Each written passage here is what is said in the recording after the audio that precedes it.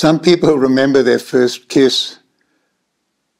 I remember the first time I went to jail. I also remember my first kiss, which wasn't bad.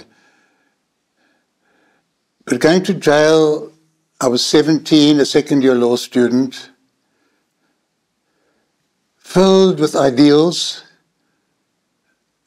My country, South Africa, racist, authoritarian, unjust, unfair. We had to do something about it.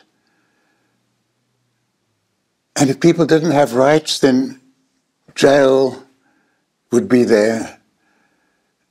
And we used to read and read and read books from all over the world of people who'd been imprisoned. From Algeria, Henri Alleg, La Question. And our favorite book was Nazim Hikmet, Poems from Prison. So Turkey, the country, entered my imagination through the beautiful poetry of Nazim Hikmet. And it was not simply the fact that he was being unjustly treated, but the fact he never lost his humanity. He never lost his hope. He could be sad. He could be down. It could be hard for him. He asked not for grand parade, but for some people sitting under a tree somewhere to remember him. Very, very beautiful.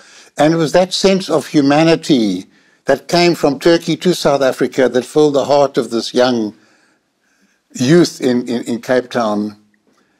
And when I was invited to be connected with Hrant Dink institution, straight away I thought of Nazim Hikmet, and that was the Turkey that I was responding to. And that's why I admire the work of the organization so much, because it's got that purity of spirit, the idealism, the hope, not allowing the forces of hatred and division and separation to conquer our minds, to conquer our hearts, keeping our hearts intact and our spirit intact in the most difficult times. And I remember some of the poems of Nazim Hikmet. You probably say Nazim Hikmet, sentenced to, I think, an extra 28 years.